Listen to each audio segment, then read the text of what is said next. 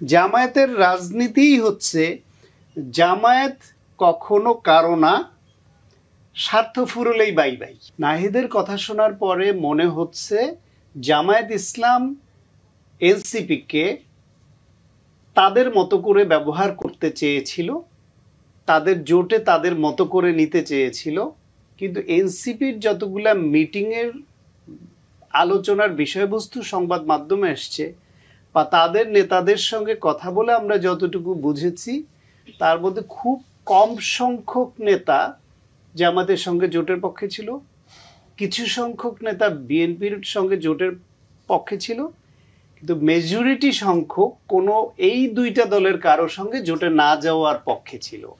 তো জামায়াত ইসলাম যখন দেখেছে যে তাদের সঙ্গে এই তরুণদের দলটিকে জোটবদ্ধ করে তাদের কথা মতো চালাতে পারছে না, তখন জামায়াত এনসিপির প্রতি তাদের যে ভরসাটা ছিল, তাদেরকে কাছে নেওয়ার যে আকাঙ্ক্ষাটা ছিল, সেইখান থেকে নিজেদের গুটিয়ে নিয়েছে।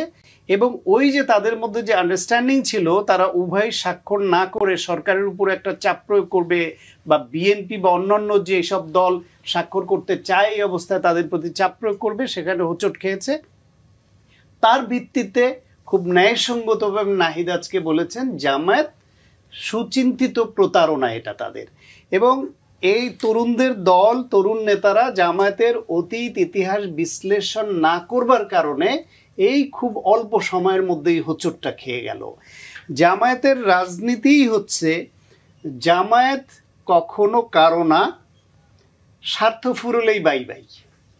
আপনি একদম এই দলটা রাজনীতি করবার অনুমতি বাংলাদেশে পাওয়ার পর থেকে, সেই শেখ মুজিব হত্যাকাণ্ডের পরে জিয়াউর রহমানের সময় যখন রাজনীতি করার সুযোগ পেল, সেই জামায়াত ইসলাম 1986 সালের নির্বাচনে এসে যখন সবাই নির্বাচন বয়কট করার সিদ্ধান্ত হলো, সেই জামায়াত ইসলাম এরশাদকে বৈধতা দিতে হাসিনার সঙ্গে নির্বাচনে গেল।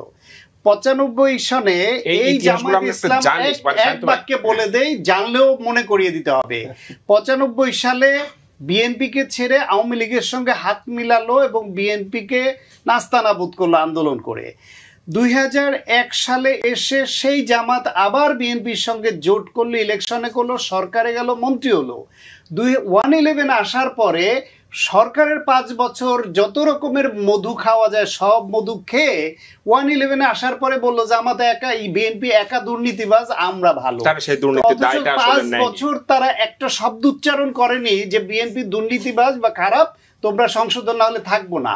গেল 111। এই যে এইভাবে জামাতের রাজনীতির ইতিহাসই হচ্ছে ভুল রাজনীতির ইতিহাস, বাংলাদেশের অভ্যুত্থান থেকে শুরু করে, এবং প্রতারণার ইতিহাস। সেই প্রতারণার ইতিহাসটা মাথায় না রাখার কারণে এনসিপি খুব